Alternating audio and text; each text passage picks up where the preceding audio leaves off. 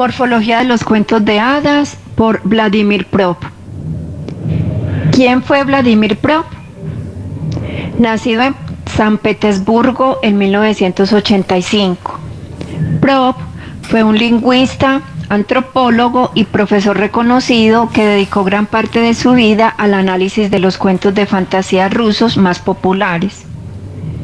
Afirmó que los cuentos son restos de antiguas ceremonias populares de paso de la infancia a la adolescencia. Su libro más importante, La morfología del cuento, se publicó en Rusia en 1928. Este trabajo lo llevó a descubrir que la estructura de cada uno de ellos compartía ciertas similitudes en su narrativa, presentando elementos comunes, aun a pesar de las diferencias entre las historias que contaban. A partir de 1932, Vladimir Prop fue profesor de alemán y posteriormente de folclore en la Universidad de Leningrado, en la que se doctoró. Su obra más difundida en Occidente es Morfología del cuento, en 1928. Innovadora en el campo de los estudios folclóricos por el enfoque sincrónico con el que el autor afrontó la definición de la estructura del género de los cuentos de hadas y determinó su núcleo central, compuesto de un número finito de funciones con independencia de las variaciones introducidas por las diferentes narrativas. En 1946 llevó a cabo una reestructuración de los orígenes de los cuentos fantásticos y de las narraciones que explican y acompañan los rituales antiguos, casi siempre de iniciación o relacionados con el culto a los antepasados. Morfología del cuento influyó poderosamente a Roland Barthes y Claude Lévi-Strauss, y no en vano. Vladimir Prop descubrió, o mejor dicho, redescubrió una serie de preguntas que conforman la estructura del cuento de hadas. En cierta forma, logró aislar aquellos rasgos que transforman el relato tradicional en un cuento de hadas. Vladimir Prop no habla de cuentos de hadas, sino del cuento de hadas, en singular, justamente porque sus estudios indican que esta clase de narraciones son invariables, es decir, los nombres y los atributos de cada personaje pueden cambiar, pero sus acciones y funciones son siempre las mismas. Por otro lado, los matices superficiales del cuento de hadas no importa que en apariencia sean historias distintas, como pueden serlo Caperucita Roja, El flautista de Hamelin, Blancanieves, Hansel y Gretel, La Cenicienta, La Sirenita, La Bella Durmiente, La Bella y la Bestia. Algunos personajes y su función dentro del cuento. Para comenzar a escribir un cuento o guión, debemos definir quiénes serán nuestros personajes, teniendo presente que un solo personaje puede asumir varios de estos roles a través de la trama, o bien podríamos hallar más de un agresor. Por ejemplo, si la historia lo permite, están el agresor o villano, es el falso héroe, rol asumible por el mismo villano o un agresor que surja más adelante. También está el héroe y el donante, quien es el que tiene en posesión el objeto mágico que debemos conseguir a lo largo de la historia. El ayudante, que en ocasiones podrá ser el mismo talismán o amuleto. Y por último, la princesa y su padre, quien a su vez puede participar al mismo tiempo como el mandatario que pide al héroe que resuelva la situación. Las 31 funciones de Vladimir Prop. Prop desglosó una estructura y creó una lista de acciones que deben realizar los personajes del cuento, en especial el protagonista, y que, si bien no todas ellas, la mayoría deben estar presentes para dar verdadero sentido a la historia, logrando alcanzar finalmente las emociones del lector. A esas acciones las denominó funciones y en su legado el profesor habla de 31 de ellas. La teoría PRO se basa en un análisis estructural de la morfología de los cuentos, donde parte del corpus para llegar a la clasificación. Si bien no todas aparecen en todos los cuentos de hadas, su función en la estructura del relato es prácticamente inalterable. Esta serie de funciones y acontecimientos llevan al lector a través de las emociones de los personajes, desplegando al mismo tiempo las suyas propias, hasta incluso identificarse con estos, de tal modo que podemos decir que no hacemos parte de la historia, es decir, comenzamos a vivirla a medida que avanza. Las funciones. Primero, alejamiento. Uno de los miembros de la familia se aleja para ir a trabajar, viaja, comercia, ir a la guerra o causa de la muerte de los padres. 2. Prohibición. Recae una prohibición sobre el héroe de mirar algo, de hacer algo, de hablar sobre algo. Transgresión. La prohibición se transgrede, las formas de transgresión responden a las formas de prohibición. Aparece un nuevo personaje, el agresor es malo del cuento. 4. Conocimiento. El antagonista entra en contacto con el héroe. 5. Información. El antagonista recibe información sobre el héroe. Se presenta una forma de diálogo por imprudencia del propio héroe. 8. Fechoría. El antagonista daña o causa algún perjuicio a uno de los miembros de la familia, saqueo o destrucción. Provocar una desaparición repentina, extorsión a la víctima. 9. Mediación.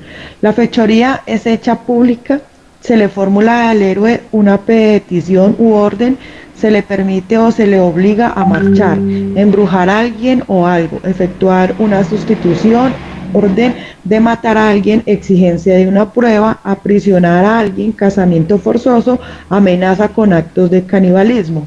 10. Aceptación. El héroe decide partir. 11. El héroe se marcha. 12. Prueba.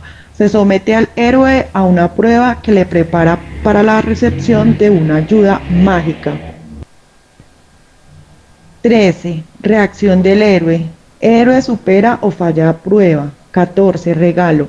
El héroe recibe un objeto mágico. 15. Viaje. El héroe es conducido a otro reino donde se halla el objeto de su búsqueda. 16. Lucha. El héroe y su antagonista se enfrentan en combate directo. 17. Marca. El héroe queda marcado. 18. Victoria. El héroe derrota al antagonista. 19. Enmienda. La fechoría inicial es reparada. 20. El héroe vuelve a casa. 21. Persecución. El héroe es perseguido. 22. Socorro. El héroe es auxiliado. 23. Regreso de incógnito. El héroe regresa a su casa o a otro reino sin ser reconocido. 24. Fingimiento. Un falso héroe reivindica los logros que no le corresponden. 25. Tarea difícil. Se propone al héroe una difícil misión. 26. Cumplimiento. El héroe lleva a cabo la misión. 27. Reconocimiento. El héroe es reconocido. 28. Desenmascaramiento. El falso queda en evidencia. 29. Transfiguración. El héroe recibe una nueva apariencia. 30. Castigo. El antagonista es castigado. 31. Boda. El héroe se casa y asciende al trono. Con relación al villano. En este momento es cuando conocemos al antagonista, en lo que Vladimir menciona como conocimiento, información, engaño y complicidad.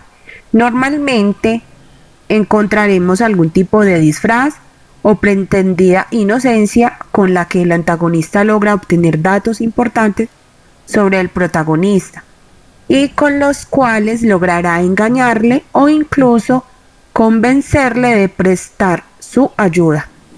Siguiendo con el ejemplo de Caperucita, Recordaremos que el amable lobo indica a la niña un camino donde hallará flores hermosas para la abuelita, mientras que él toma el atajo a la casa de la anciana.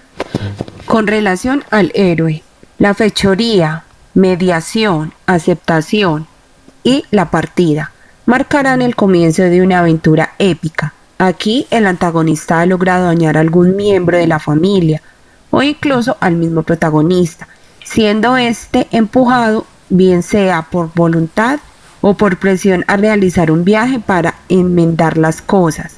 Ahora bien, en este momento en que comenzamos a tropezarnos con la magia, el héroe deberá demostrar que es merecedor de algún don o afecto poderoso que le ayude a restablecer el orden.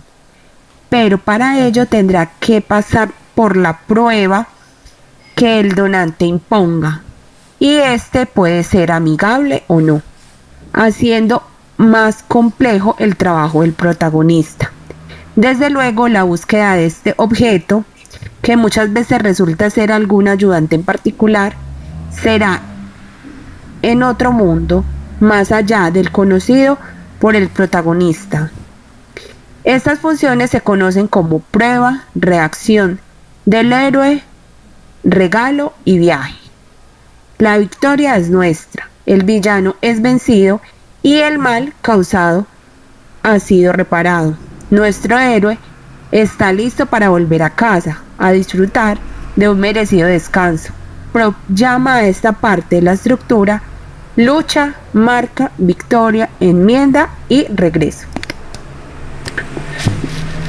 Conclusión. Sin duda alguna, las funciones de Propp serán de gran ayuda si se pretende escribir un cuento fantástico o cualquier otro tipo de género. Sin embargo, para no arruinar una narración, hay que tener presente no utilizar todas las funciones dentro de la misma. Se puede elegir de 1 a 2 en el inicio, de 3 a 5 en el nudo y de 2 a 3 en el desenlace. Cómo elegir adecuadamente los actores o personajes que puedan ser de gran variedad. Por ejemplo, el protagonista no tiene por qué ser humano, o el bien deseado no tiene por qué ser bueno. Quizás pueda hacer algo malo que destruir. Por último, recordar 4 aspectos simples que siempre hay que tener en cuenta para que funcione correctamente el cuento, que sea o que tenga un componente mágico, pero que no sea parte completamente de la realidad, con un desenlace o final durante la narración absurdo, y siempre mucho mejor con un aspecto claramente humorístico.